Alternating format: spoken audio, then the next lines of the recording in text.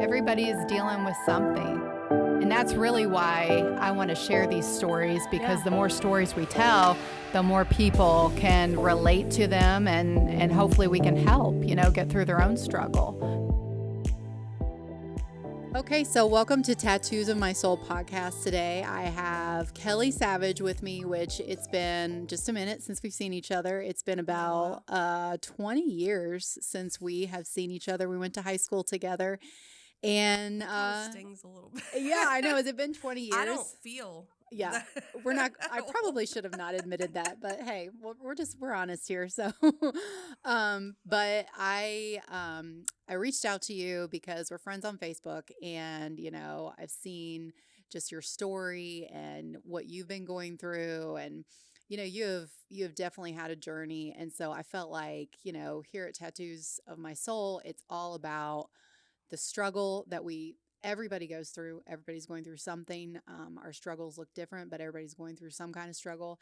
And, coming out of that and using that struggle as our strength. And the more and more that I read your posts and kind of tapped into what you were doing, I saw that was very clear that you have definitely used your adversity as a way to grow and become a stronger human being. So that's why I initially reached out to you, like, hey, we haven't talked in 20 years, but you want to get together and do a podcast. Yeah. So I welcome you, and I thank you for coming in, and thank you in advance for sharing your story, because I know it's going to touch a lot of people. So I appreciate you having me here, and I feel honored to be at your table. Oh, thank you.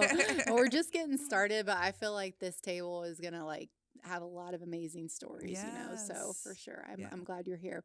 So the thing that I always like to, start off with is, do you have a favorite quote, words you live by, something that's really played a role for you, words wise, that you would like to share? Mm-hmm. So I kind of live by this too shall pass. Mm-hmm. Yeah. That is what I say to myself sometimes daily. Yeah. Just because we get so caught up in things going on that we don't realize that nothing's permanent. Yeah. Yeah. I'm not always going to feel this way. I'm not always, especially like when you're depressed and stuff. Or for me, when I'm going through anxiety, and I just have to keep telling myself, this too shall pass, this too shall pass, because you don't ever feel the same feeling for forever. Yeah. Right. When my kids are driving me nuts, yeah, I'm like, this too shall pass. They'll be sweet, cuddling, kids later. I'm dealing with the preteen. Oh, I can't wait for that to pass. Yeah. Yeah. And, and it's kind of just that way with everything. And I think if people said that more to themselves, they wouldn't live in their anger or depression or just the emotions that you don't want to have. Yeah, exactly. Like exactly. It doesn't last forever. That's true. I mean, everything in life is so temporary, and there's all these seasons that we go through. I mean, Bible talks about that. There's a season for everything, and I think that's a really good point to point out, because, when you are going through something and you are struggling, it's very easy to get overwhelmed and feel like it will always be that way. Or like, oh my gosh, how am I going to live like this? Well, you don't have to stay in that. But I do think that is also a mindset, making a choice not to stay in that, that way. But, so you came into my office a couple of weeks ago, and we chatted just to kind of catch up. So I guess it's only been 2 weeks since we've been on 20. It was 20 years 2 weeks ago. Yeah. But you told me about your story, and I just was kind of like, man, this is a lot. So, whatever you feel like sharing just with our listeners, kind of just give us the. And, I think a lot more people deal with things similar to the things I've dealt with. And so I love that I can share it so that they feel more comfortable when they're going through it. Because I really did think I was the only one that had been through the things I've been through. Yeah, sure. And so I just, I will share. I'm an open book. I'll share anything. Okay. I can kind of pinpoint when it started for me. I like to call them mental health challenges. I where do you want me to start? I'll start wherever you feel like you should start. Like middle school, I went to city schools and got in a lot of fights and stuff. And so my mom decided to put me in the country. City schools and country, and they're different. Sure. Okay. Yeah. And when I started middle school at the new school, I didn't fit in. I wore like all guy Tommy Hilfiger clothes and like thought I was I listened to Too Short and had a gold chain. Okay. And, right. And then I'm in this country or, a suburban school. Yeah. And girls dressed like girls there. And, and it was different. And,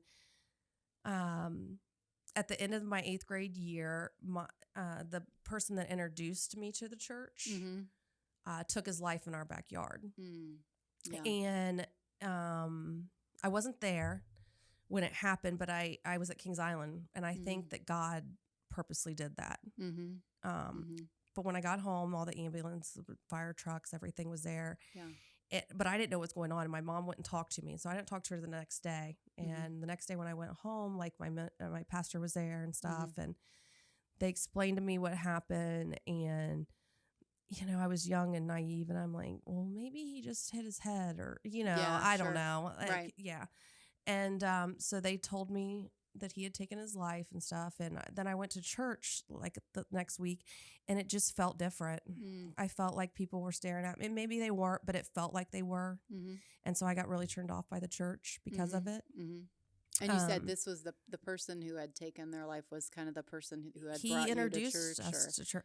Yeah, my mom always was somewhat spiritual. But that was really, we used to meet him at church. Okay. And that was, Yeah. And I never really cared for him because I wanted my stepdad back, who had been my stepdad forever. And well, actually, I can even take the bullying part of my story back even further. My stepdad, my stepdad that's like a dad to me, and they're actually remarried now. My mom and him. Okay. He sold cars for a living, and the kids in the neighborhood used to call me Kelly Cars because they said he stole cars. Oh, okay. And so I know that sounds so petty now, but as a child, it's bullying. It is. Yep. And so anyways, but then when Bob passed away, I got really turned off from the church. Yeah. And I remember a kid going into freshman year, like a kid from school said to me something like, "You're the reason that he took his life," and just mean that, you know what I mean? But so then I'm starting to go to a high school where I already didn't fit in at the middle school. And now I'm the girl whose mom's boyfriend took his life. Right. Yeah. And he was a religious man. So we must be awful. Something must be wrong. Yeah. Right. Right. And so that's how I started high school. And then I started dating someone that, I started dabbling with marijuana and stuff. And when that relationship came to an end, some of his friends took a picture of my face and put it on a naked body off the internet. And this was like dial-up internet. This is way back. So it wasn't my body, right. Sure. But they put my real phone number on it, and they posted it up all over Springfield. Mall security called my house. I mean, and for a 15-year-old girl, you know what I mean? Yeah. Like at a preppy high school and stuff. And like, I really thought it was the end of the world. And I wish I would have been able to say this too shall pass then, because gosh, I mean, we don't ever think about high school anymore. Right. Right. But man, when we're living it, it's everything, Yeah. And so my mom wouldn't let it go. And she decided to press charges. Two of them were 18. So now I'm the girl with the suicidal history. The girl who got popular boys arrested, and I was not on a good roll in high school, right? Right. So I decided to transfer high schools. So I transfer high schools, and I messed up when I got there. I messed around with a guy that had a girlfriend and stuff. And so then I was like the slut of the high school, right? And, like I was, I guess, kind of popular, but not in a good way, right? Yeah. And I always tried to act like none of it bothered me. Like I was fine, didn't care. Yeah.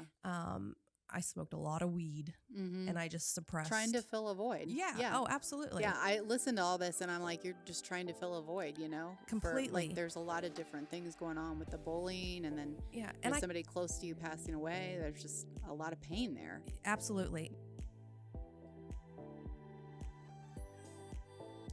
Today's episode is brought to you by Revive Events. So Tattoos of My Soul is so much more than a podcast. It is partner companies with All In Nutritionals, which is my husband Lindsay Duncan's company, and also Revive Events. Revive is basically the home base, if you will. It is the company that hosts amazing, life-changing, motivational, uplifting events. These events are the places where we tell stories of tragedy yet triumph. It's where we educate people on the strategies that we've used through our own healing journey. You see, my husband, Lindsay, and I, we went through our own personal trauma. In February of 2020, we were almost shot and killed in our driveway. Now, obviously, when you go through something like this, you go through darkness. And we went through our dark time, no doubt, but we chose not to stay there. And as we were coming out of that darkness and as we were working through our healing process, we realized God left us here for a reason. We have work to do. We have work to do in the area of helping people. So if you come to a Revive event, you can count on being uplifted, motivated, and inspired by true real-life stories of, like I said, tragedy yet triumph. We want to educate you on the things that we've used in our own healing journey that we believe in so much that we can't not share them. So you got to get your tickets today.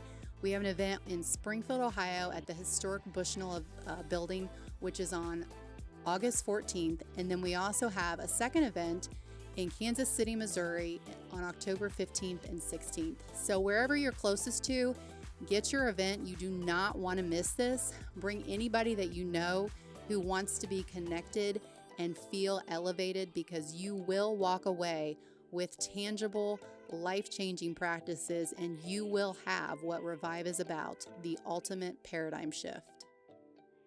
And I couldn't figure out why people didn't like me, because I wanted everyone to like me. You know what I mean? Yeah, we all do when we're that age. You know? I wanted everyone to like me. And, you know, even here recently, I had a girl that was not popular at our high school. And she reached out and said, thanks for always being kind to me. And that, like, you know, that matters more now. Yeah. So I'm glad that happened. But I was always trying to fit in, and I don't know. I guess it's, to some extent, I thought, well, any publicity is better than no publicity, right? Right. Like, so, okay, I'm the slut, but I'm popular. I'm getting attention, right? One way or the other, right? Yeah. And so I dabbled in some drugs for a little while. I drank, but not like I liked the numbing drugs, right? Yeah. And plus, because when I drank, I did things that, you know, which drugs eventually led me to do some horrible, horrible things, right? You know. And so that was kind of high school. And my mom always, her thing was, if everything looks good, it is good. So I always had really nice clothes, a nice car, all the new electronics or anything, you know what I mean? Because that's how we saved face, right? Like a facade. Yeah. Yeah. And so I wasn't dealing with any of it.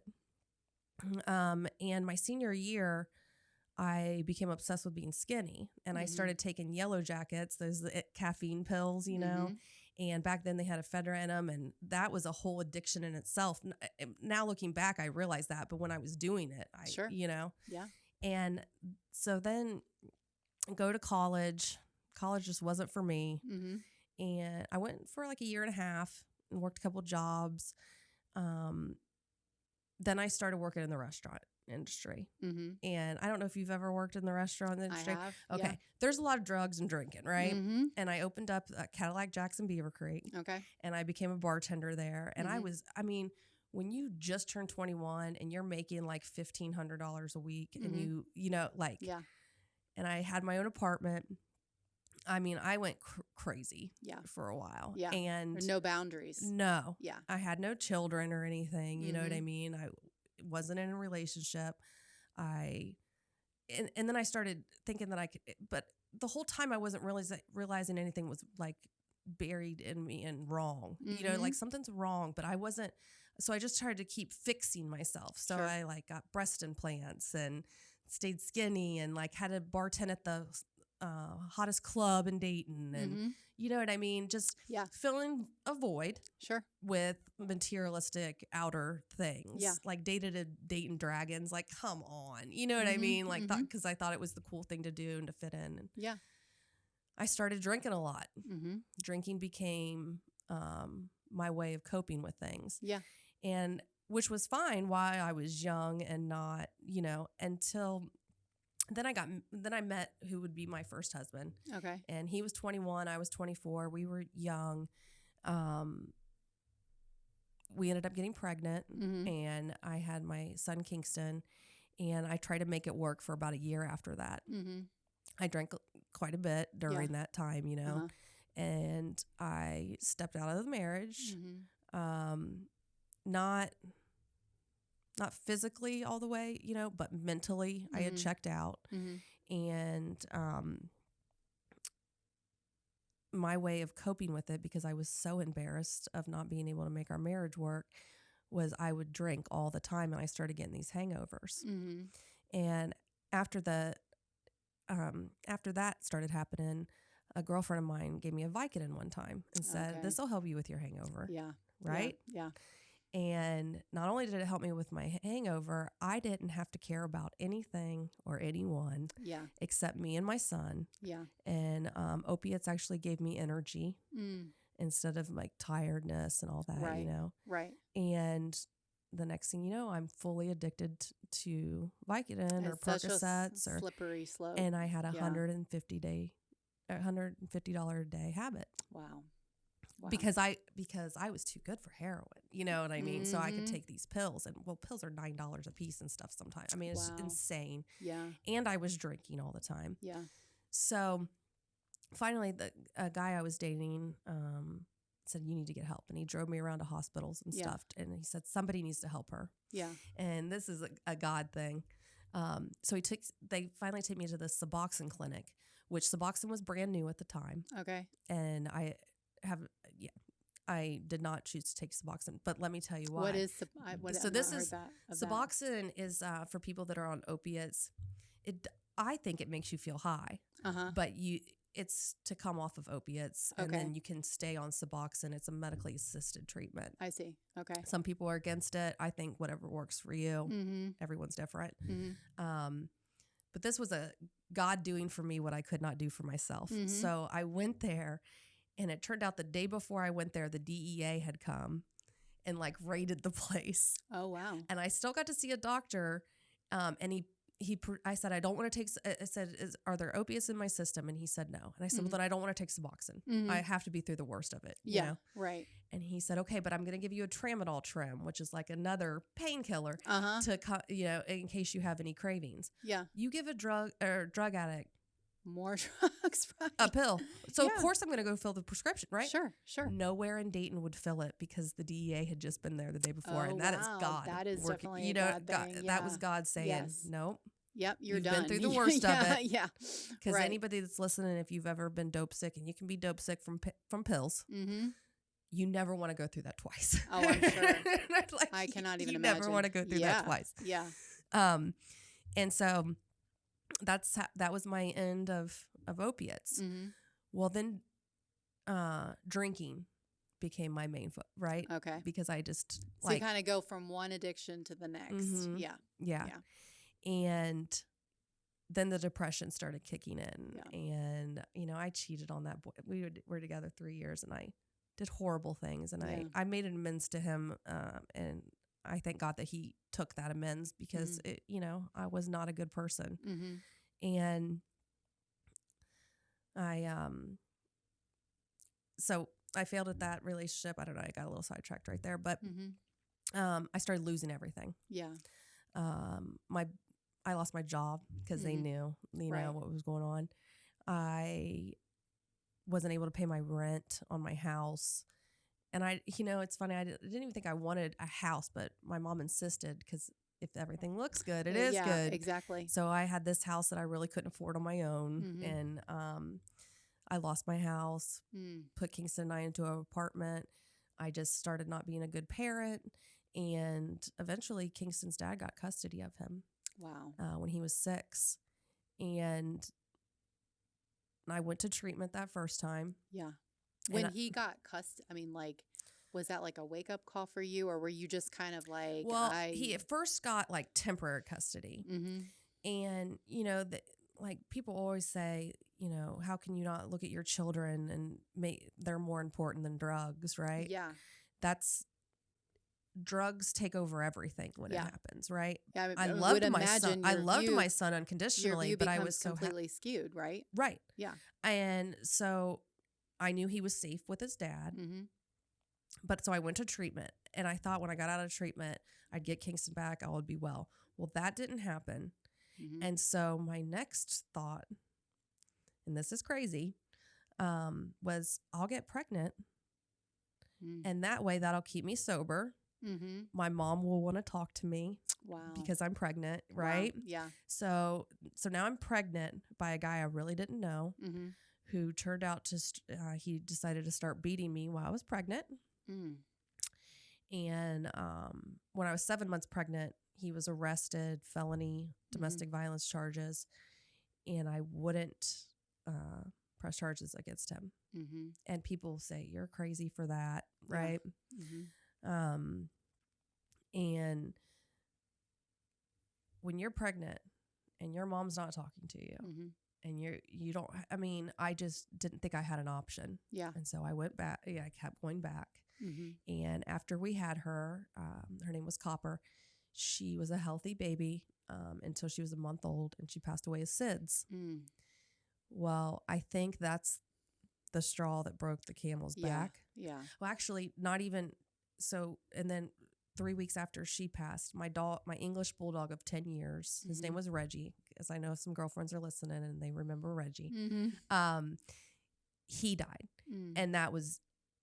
So you just got one thing after the next. And I snapped. Yeah, I can't imagine. And I attacked the boyfriend because it was, you know what I mean? I didn't want to look at myself. It had to be somebody else's fault for all this, you know? Yeah.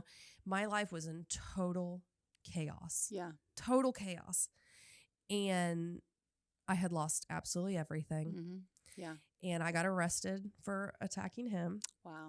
And when I left jail that day, downtown Dayton, one slipper on, one cheetah print slipper on.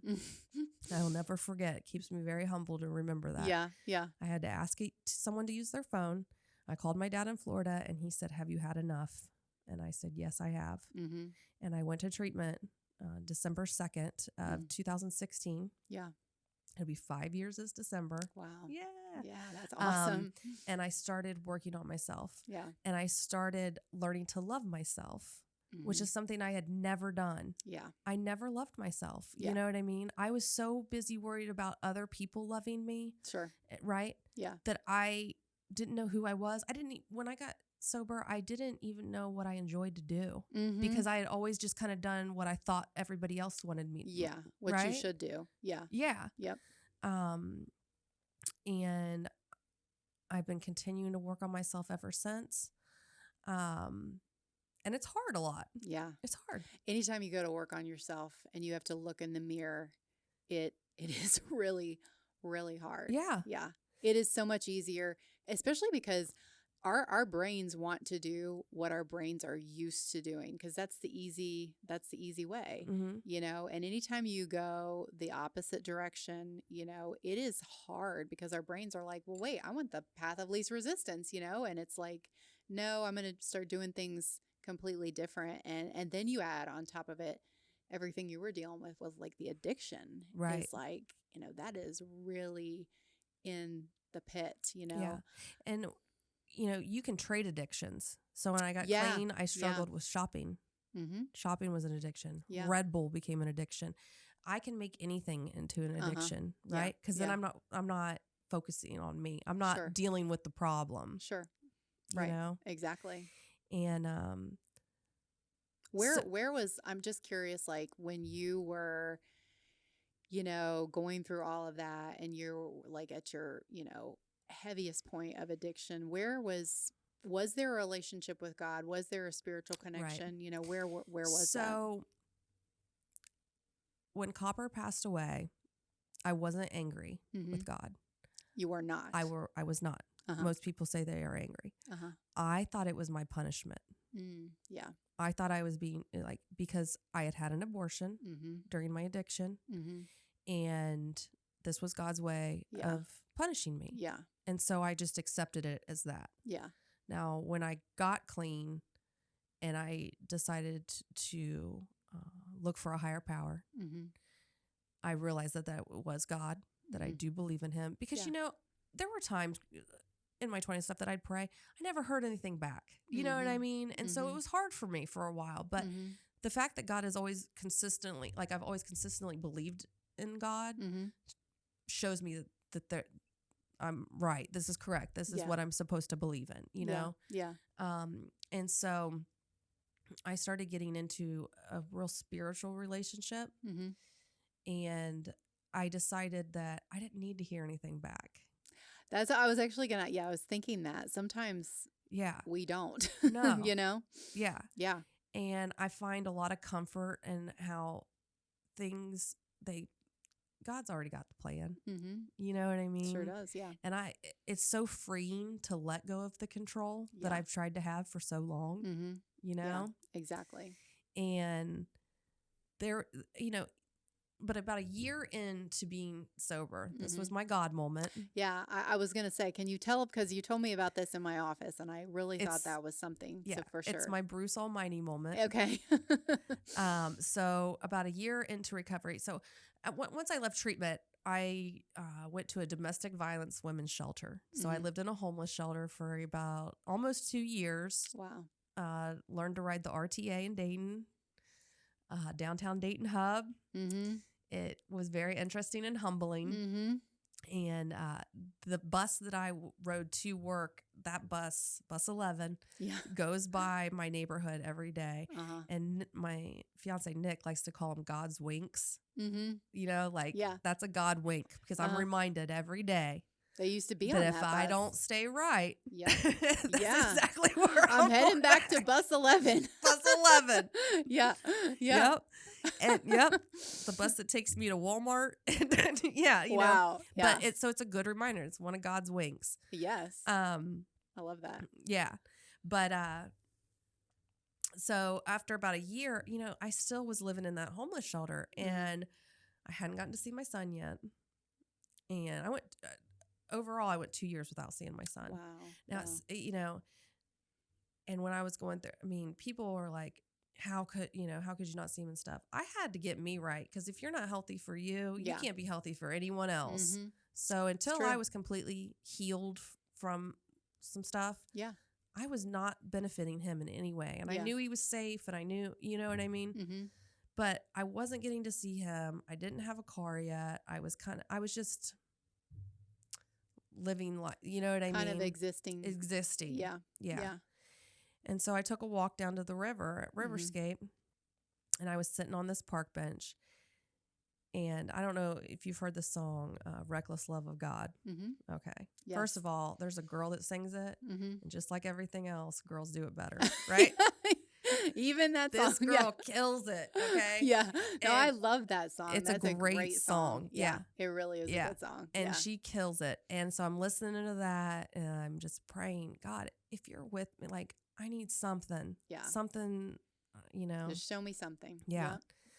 And I opened my eyes, and there were like 30 ducks in the water right in front of me. There weren't ducks anywhere else. There weren't people feeding them or anything. It looked weird almost. Yeah. You know what I mean? Like, they were all just right there. And I thought, God's got me. That's it. Yep. God's got me. Yeah. And as long as I just keep doing the next right thing, you know what I mean? Yeah. And sure enough, like 6 months later, I met who is now my fiance. We have 2 children together. We're homeowners. That's awesome. We own new cars, right? Yeah. Like, we have a wonderful life.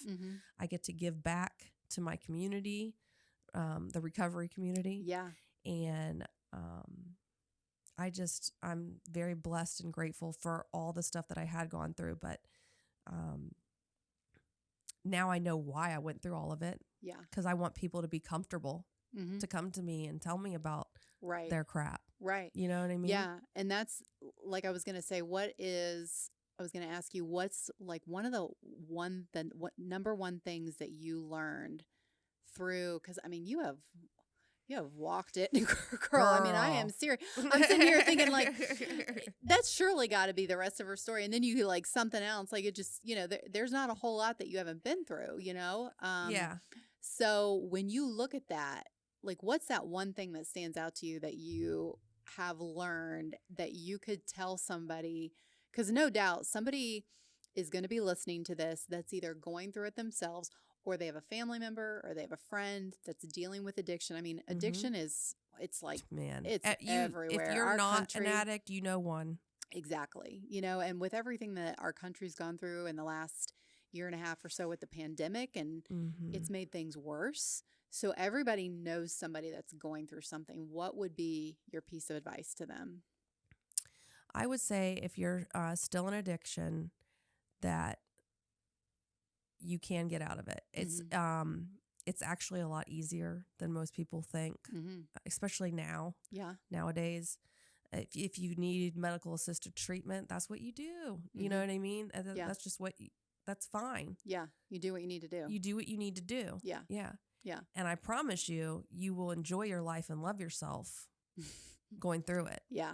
Yeah. Right. And I'm telling you, even the air smells different from when I was in addiction to now. Yeah. And I think that's something that only an addict would understand. Yeah. It's not muffled. It's not, you know what I mean? It's not fogged. It's just crisp air. You've got your senses back. Yeah. Yeah. And only, somebody that's there can understand that. Right. Yeah.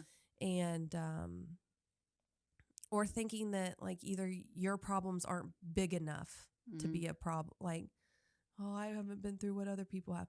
You've been through something, and your biggest thing is just as important as another person's biggest thing, no matter what that thing is. Never discredit yourself. Yeah. Because we handle things differently, right? Yeah.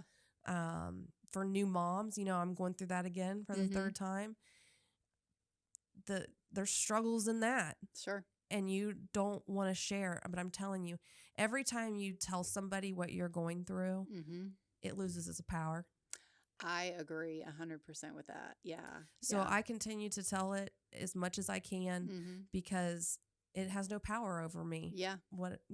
Yeah. And I encourage other people to do the same. Yeah. I love that. I think, and that's one of the reasons like this podcast even came to be, after we went through our thing with the shooting and everything, my way of dealing with that for almost a complete year was like to pretend like it didn't happen. And if people brought it up to me, I would change the subject as quickly as I possibly could. And I just didn't want to talk about it. It was very ugly to me. It was even embarrassing to me a little bit because I felt like people looked at me and thought like, gosh, her life drama. Is, such a mess. Drama. Like Jerry Girl, Springer you have on no steroids. idea. Okay. Yeah. I'm starting to think you and I might have a pretty good like even competition. Yeah. The drama world. No, I don't think that you want to have a competition when it comes to that. Yeah. But we can laugh about it. That's the way that I think sense of humor is very important with this stuff. Absolutely. But I mean, I totally relate to that because like even my mom said to me, because I've always liked to write, and she was like, you need to write. About 2 or 3 months after the shooting happened, she's like, you need to write, you need to tell your story. And I thought, there is no way. I do not want to tell this story. Like, I want to forget it happened, But then it's like when God wants you to do something, and it's like what you were saying about the DEA going in and they like cleared everything out. God is so persistent and he will figure out how to make things happen. And for me, it was like almost a year to the date that the shooting happened that Lindsay and I went through something terrible and our marriage almost ended. Right. And that was because we were not dealing with the trauma and we were not dealing with the stuff that we had been through. We were just you thought you could bury it. Correct. Yeah. And we were self-medicating in ways that, we were just like trying to suppress and fill the void in any way we could. You can only do that for so long. And then I believe God steps in, especially when he's got work for you to do, which you're doing now, which I want you to share about in just a second, but it's like you're basically wasting why you're here. You need to get your act together. Mm-hmm. You need to dig deep, and you need to go work on yourself. And so when you share your story, it releases that power over you. That's why I started sharing. And because I Absolutely. know that, like you said, everybody's got pain. And sometimes people will compare it, and I'm sure they do the same thing with you. Like, well, I haven't been through what you've been through. Well, it doesn't matter. You're going Right. through yours. It's Yeah. all the same. Pain is pain. Darkness is darkness. Mm-hmm. When you feel in that moment of despair, it's there, Yeah. you know?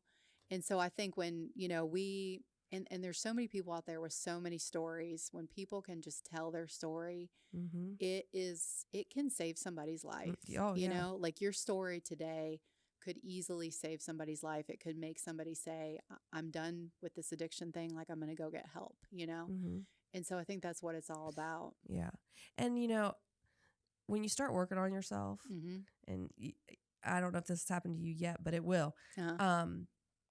you start being more and more comfortable to get out stuff that hurt, right? Yes. So like the first 2 years of sobriety, I wasn't telling anyone I had an abortion. Mm-hmm. No one knew. Yeah. That was never going to come up again in my life. Yeah. That's my train of thought. Yeah. And then I realized it's keeping guilt. I'm keeping guilt. Yeah. It happened. I can't take it back. Sure. Right? Yeah. And I believe God has forgiven me. My God's forgiven me. Mm-hmm. Right? Yeah. And it's really cool when you start working on yourself to figure out the things that weigh on you so heavy, right? Yeah. And that you can start talking about them and let them surface. Yeah. I would have never told someone, even a year ago now, I would have never told someone that I stepped out of my marriage, right? Yeah. Now I tell it because it just relieves so much pressure off me. I don't have to hide this secret. I don't have to, right? Well, and it's like what you said. I know I have God's forgiveness. Yeah. And if you have a true relationship with God, because we all do stuff that we would, change or whatever. But when that is what I want to get across. Like, sometimes the church gets very caught up in the whole guilt thing and everything. Mm-hmm. And I believe a true relationship with God, is about that forgiveness. If you ask forgiveness and you feel it in your heart, then it's gone. You know, God doesn't, that's not the way God is, in my opinion. We kind of do that with our kids. Like, if my kid says sorry for something, it's done. Yeah. Right? Yeah. Yeah. Exactly. You don't need to feel bad about it anymore, right? Yeah. And so I definitely think my God also, like I was telling you earlier, there's two things I always try to pray about hard. Yeah. Before I do it, talking to a group of women or something. And the first one is try not to cuss through this. Well, you haven't cussed one time I have today. not. But let me tell you, my God understands when I do. Yeah. Yeah. He'll forget, because sometimes you just, it just happens. I'm a work in progress, right? We are all a work in progress. I'm working yes, on it. We are all a work in progress. Yes. But you have made it through a whole podcast. I mean, we're not quite done yet, but Yeah. you've made it so far. Yeah. So tell me about the work that you're doing now, because I find it amazing how you're taking this awful situation that you went through, and now you're turning around and you're literally, living a life of service and helping other people that are in the same situation. Yeah. Well, real quick, I wanted to say something. Okay. That when I talked about my mom making everything, look good, I want to give her a shout out because she is an amazing woman. Yeah. She's an amazing mother. Yeah. And she went through something horrific. Yeah. And I just wanted to address that. That's good. Yeah. But, okay. So, and give and the mom shout out. Absolutely. None of what has gone through with me is her fault. Yeah. And that's something parents, if there's a parent listening and their kid is going through something, I promise you it is not your fault. Yeah. That's really great to acknowledge that for sure. Yeah, absolutely. So, anyways, so I work at Easton Community Services in Dayton. Okay. I'm a peer supporter, certified peer supporter. And what that means is I'm a person with lived experience of addiction and or mental health challenges. God gave it all to me. Yeah. So I got the mental You're health special. challenges, the Yeah. addiction. I've got all that. Yeah. And so I get to work with other people that are looking for a better way of life, Mm-hmm. or already in treatment, and they're transitioning back into the real world, because the real world is different than Sure. this. Treatment's like a little Bubble. Yeah. And I get to work with a lot of women. Restoration Church and Midway here. Yeah. They let me and a member of the church host a day of honor for women that have been trafficked Mm-hmm. or in a domestic violence situation and or addiction. Yeah. We do that twice a year. I lead a women's empowerment group. I'm on maternity leave right now, so I'm not doing it right now, but it used to be 2 days a week. And a women's empowerment group. I work with Montgomery County Children's Services with the women that are in their program to get custody of their kids back. Okay. So that's really rewarding. Yeah. To get to do that. Yeah. And and it's crazy because I go to the courthouse and I'm on like I'm not nervous going into a courthouse now because I used to be. 'Cause I'm like, what? See, it almost happened right there. You caught yourself though. I gotcha. No, you caught yourself. That was good. But I used to be really scared when I saw police or a courthouse. Yeah. Okay. Yeah. Yeah. So it's really cool that I get to work with them now. Mm-hmm. Some of my coworkers do follow-ups on overdoses, so we get to work with like Dayton Fire and police, and it's really neat. But yeah, so those are some of the things.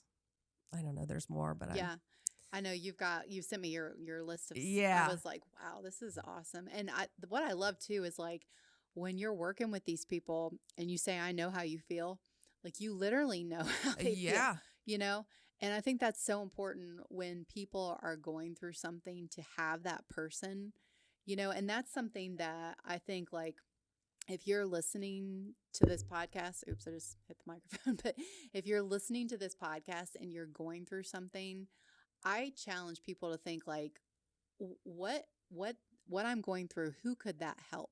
Who else could I get beside? Because that's something I noticed. Like I've always been sympathetic to people that were struggling, but empathy is a whole nother ball game.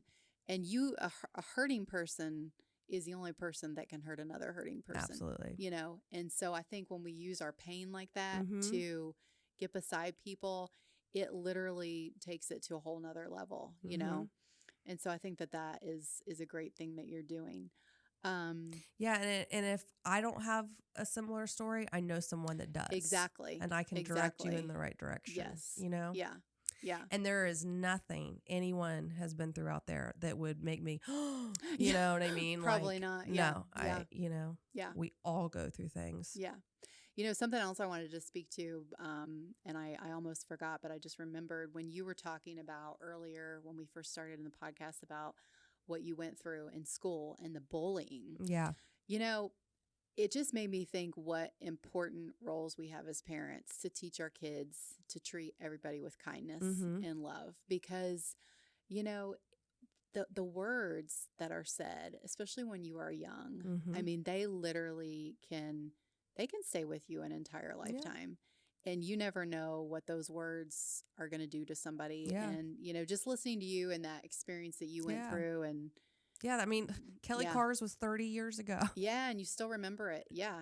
Yeah. I remember stuff that I was made fun of, in grade school. And I remember I was like kind of the chubby girl. Oh, girl.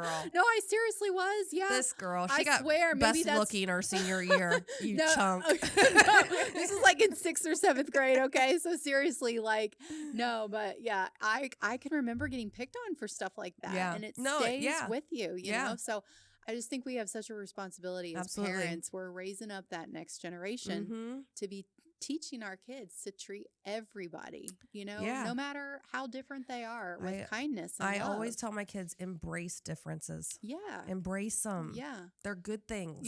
You just got to be kind to people. That's what Jesus would do, Absolutely. What would Jesus do? Yeah. He would be kind to everybody. Yeah. Yeah, for sure. Yeah. Yeah, because I had, my son, he's 12. And during the COVID thing, we wanted him to stay in school. Yeah. And so there was a Catholic school that was still doing in school. So he got to experience a Catholic school for a while, and he struggled a little bit. Yeah. Yeah. And one time I picked him up, he asked me, he said, do I have to hate gay people? Yeah. And I said, well, no, you don't have to hate gay people. And he goes, well, why do they say it's so bad? It's bad in the Bible. And I said, here's the deal, Kingston.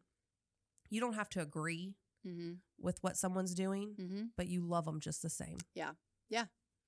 It's as easy as that. That's pretty straightforward and simple. Yeah. Yeah. You don't have to agree. Yeah. I mean, gosh, look at in the politics, all that stuff in the world now. It's Yeah. like, you don't have to agree. Yeah. Yeah. Just love them. If we would just take out the whole judgment piece, everybody's and just treat everybody with love and respect and kindness, then we would probably get a lot further. But that's probably a whole nother podcast. Yeah. No, I can talk. I'll sit here and talk all day, girl. We might need to come back. We might need to talk about that one next. Yeah.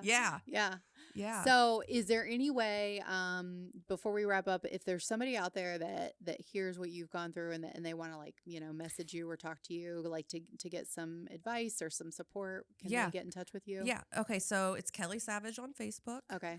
And I try to check it every day. And I mean, I've had people in different states reach out, and we've been able to get them into treatment. Yeah. So, if there's anybody that is struggling with hope, I promise you we will figure it out. Yeah. And also I have an email. It has my ex-husband's last name still. So it's kelly.radich24@gmail. Okay. All right. Yeah. Radich. Okay. And if anybody also wants to get in touch with you, they can also send me an inbox. Oh, absolutely. Send it your way or whatever. And it's funny. So I was built to network. Right. So if I don't know someone I know knows someone, you know what I mean? Yeah. And if they reach out to you or to anyone, as long as it gets to me, I am happy to help in any way I can. And I love to walk with people on their journeys. Yeah. If there's people that are embarrassed because they've always had money and stuff, and now they're struggling with clothes or any of that, I've got a great place I can take them to get clothes, design nice. You know what I mean? Because that was something that I struggled with. Yeah. And no one has to know. Your secrets are safe with this one. Your story's not my story to tell. Sure. Right. So I guess what we're saying is if somebody needs help, they can get in touch with one of us. Yes. And we will point them in the right direction. Absolutely. Yeah. Absolutely. All right. Awesome. Cool. I'm so glad you came. Thanks for having me. This was fun. Yeah, it was fun, right? Yeah. The podcasts are fun. Yeah. Yeah. Yeah. And I think, maybe you come back in the future and we talk some more about, Absolutely. anything. I mean, who knows what's going to come up, but God always has a plan. Yeah. Well, that's it. I'm on like the Drug-Free Coalition, the Montgomery County Prevention Coalition, and then that has subdivisions. So there's like an alcohol prevention. I mean, we do like the menthol thing that came out, we do campaigns for that. We try to get cigarette signs and beer signs out of gas station doorways and stuff, so that it's not so represented. Wow. Right? Yeah. My ex-husband owns a sports complex there, and he's got signs that talk about opioid addiction in athletes. Because that's where a lot, especially guys, they get injured in football in high school. They get put on pain meds, and there it goes. Yeah. Right. Yeah. So, yeah, there's a lot of things. I'm just anything and everything. Just wanted to. Yeah. So if you want to talk about anything, I'd love to come back and talk. Okay. Well, I definitely think that God is going to use this for a great purpose. I love that I give you a lot of credit. You're a strong woman. I would say another. That. So are you? Yeah. Oh, you're a strong one of those too, girl. Yeah. I'm not going to say the word that I was thinking, but yeah, you're a really strong woman. And I think that, we all go through stuff for a reason. Yep. And it depends on us to either grow from it and, use it to help other people, or we can get bitter, we can get angry, we can become a victim. But you are clearly somebody that has used all this adversity and is doing something great with it now. So, and how cool is it? I mean, we weren't friends in high school. We weren't not friends, but we weren't friends. And look how God's brought us together. It's great. Only God can do that kind of stuff. Right. Yeah. I love it. Okay. All right. Thank you. Yeah. See you soon. Thanks. Okay.